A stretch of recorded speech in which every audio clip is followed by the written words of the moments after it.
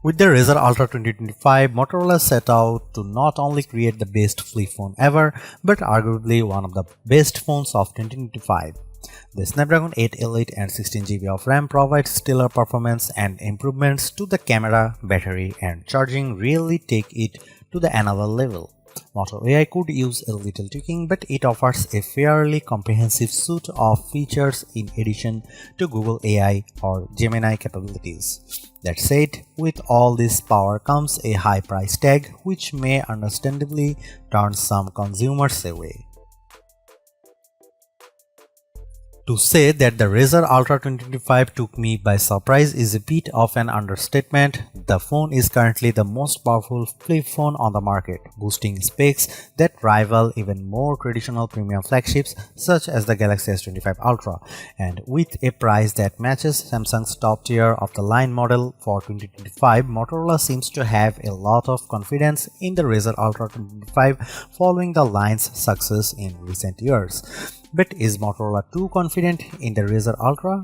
Does the company have what it takes to charge Samsung level prices for a phone? I have spent a month with the Razr Ultra 2025 and I'm happy to say that Motorola has given us a flip phone that feels so close to perfect, if not for a few quirks. The Motorola Razr Ultra 2025 was announced on April 24 and pre-orders began on May 7, with open sale starting on May 15 in the United States. Two configurations are available: 16GB plus 512GB, which cost is $1,299 and 16GB plus 1TB, which cost around $499. The phone comes in 4 different color options, courtesy of Pantone, Scarab, Rio Red, Everett, and Mountain Trail. Availability will depend on the retailer and carrier.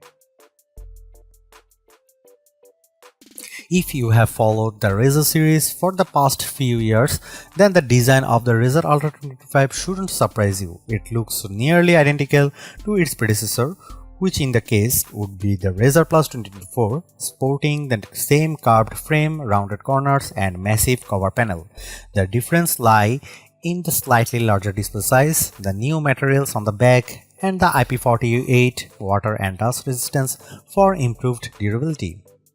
The Razr Ultra 2025 color options are quite interesting this year as Motorola continues to move away from muted shades. I have the Rio Red color on my unit, which incorporates Motorola's now standard vegan leather and is admittedly the least interesting of the Razr Ultra 2025 colors. I previously spent some time with the soft Alcantara and sturdy wood finishes during my hands-on, and I must say Motorola has given users quite the selection of sensory goodies to choose from.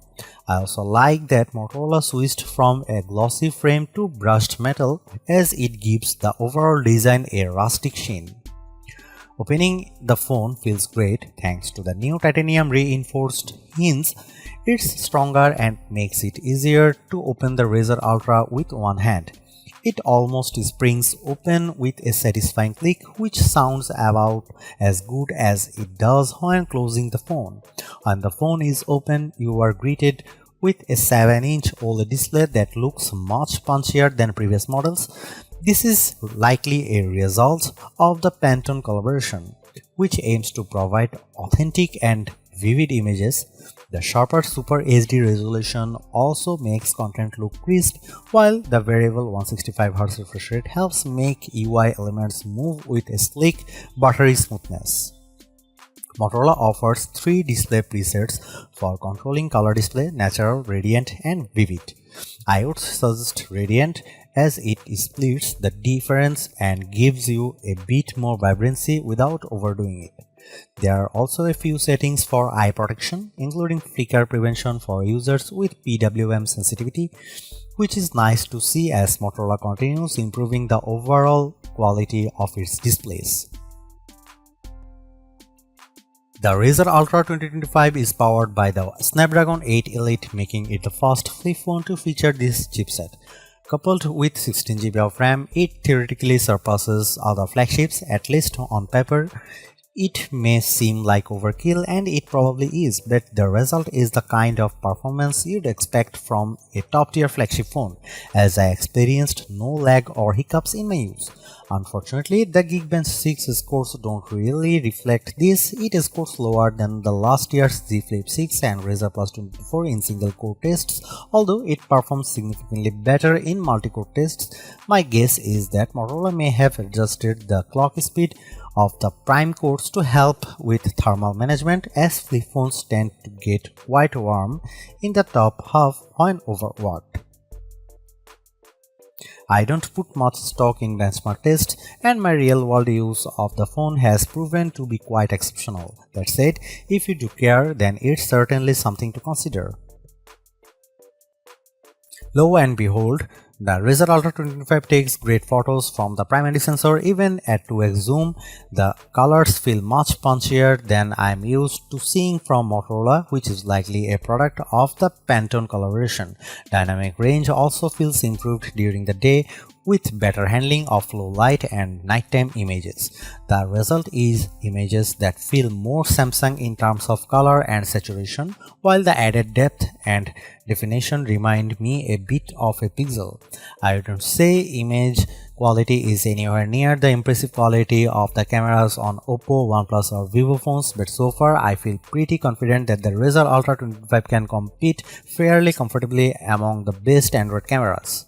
Here you can see some camera samples of Motorola Razr 2025 Ultra.